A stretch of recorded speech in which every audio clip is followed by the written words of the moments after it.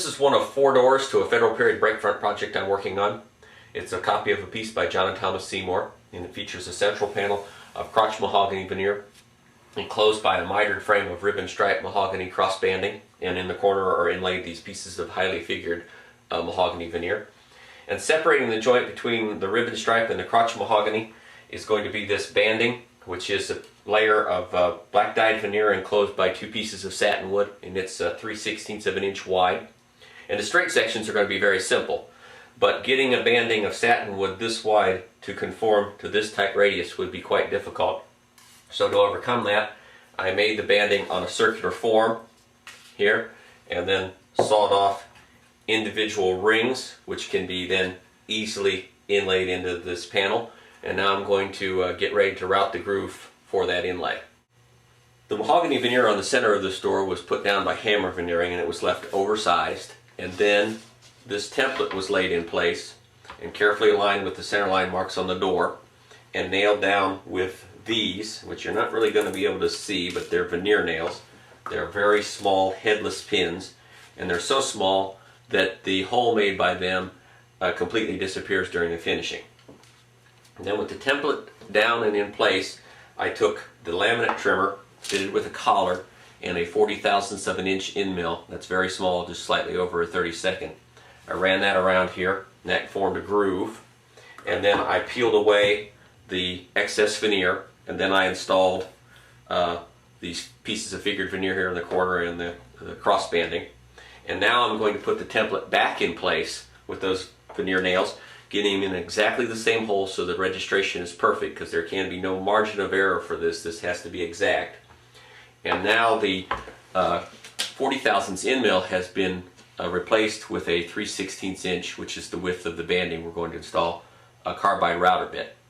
I have to be very careful that the router bit is perfectly centered in the collar here, and my laminate trimmer is not very accurate in that regard, so I have to twist the base around until I get it centered.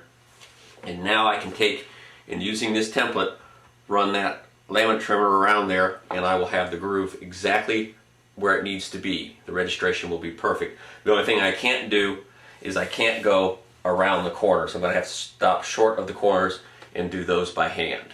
The template's now been nailed in place, but before I actually route the groove, I want to do one final check, because as I said, there is no margin of error for this. It has to be perfectly positioned or it would ruin the piece. So I've taken the guide collar off the laminate trimmer, and I'm going to run it around the edge and visually inspect that it is exactly in the center of the gap left between the different pieces of veneer. The grooves are all cut. Now I can breathe again. It's quite nerve-wracking to route those grooves when this much money and effort has gone into the doors up to this point, but everything turned out well. You can see why I used the 40/1000 end mill to do the initial trimming and then follow it up with the wider bit, because the vestige of the groove left by that trimming of the veneer to size is not perfectly centered into the groove that I'm going to inlay the banding in, and that's because of that centering defect that I have on the laminate trimmer. And you can also see why I stopped short of the corners and don't go right around them, because I would have been left with a radius right in here that would have been impossible to fix when I was doing the inlaying. So I've chiseled that waist out of the corners, and I've got the ring here ready to inlay. I have cut a small mitre on the end here so that I know that it will fit tight into that corner back here. And I also found that this ring is slightly wider than it should be, by maybe less than probably 4/1000 of an inch, but it's pretty difficult to push it into the groove when it's that wide. So I marked the face with a pencil so I didn't get confused which was the upper face, and then took a card scraper and lightly relieved the end and outside edges of it to give it a kind of a tapered shape so that it will fit perfectly in the groove. And I think I'm ready to go now with the glue in. I've got some hot hide glue here. I'm just going to slop it in the groove. And the hard part is to get it started. I want to push it into there and get it fully down, and then take and put a clamp on there to keep it from popping back out as I rotate it around. And then from here it's just a simple matter of pulling it to the desired place and tapping it in. And then when I get it fully in, right up here. I'm going to take a razor saw and eyeball a slight angle here too and cut down with that. Have to be careful that I don't cut into my veneer. And now that's good. Now I should be able to take the veneer hammer and press it into its groove. And I think I might have to heat that up with the iron a little bit because the glue is gelled. It's kind of cool in the shop today. But that's got it inlaid, so I'll heat that up with the iron and probably put a clamp right here to keep that from wanting to pop up like it's doing right now. The rings have dried now for several hours, and it's time to install the straight section of banding connecting between those two. And I've taken a chisel and eyeballed a line between the inside and the outside corners and cut a mitre there and then just chiseled out the waste.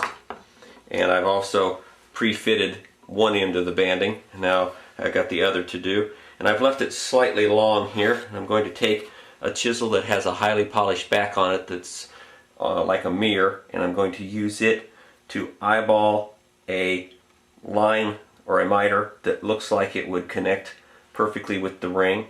I'm going to push down just lightly to make sure that that does look perfect when I get the chisel out of the way. And that doesn't. It looks like I need to go more like about there.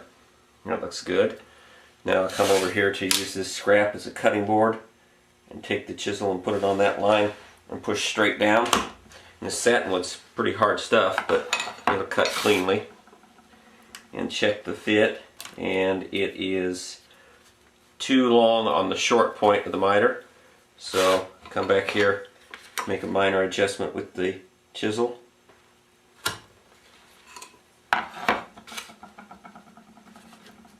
And now we've got a good fit, and it's also slightly long, which is what I want, because I want it to have to bow up like this, sort of like you would make a spring joint in a piece of baseboard. And as this is pushed down in the center, it will push the mitres tight. And I'm going to apply the glue to the banding this time instead of to the groove. That just is a little neater. And probably with the temperature and the thickness of this glue, I probably won't get this in without having to heat it with an iron, but we'll see here what happens. Get the one end in, the other end in, and then press down, and we'll pop back out. I'm going to work back like that and then forward like this with the veneer hammer. Now that went in, that won't need reheated, everything stayed liquid. And now I'll leave that to dry overnight, and it can be scraped and sanded, and it'll look quite nice.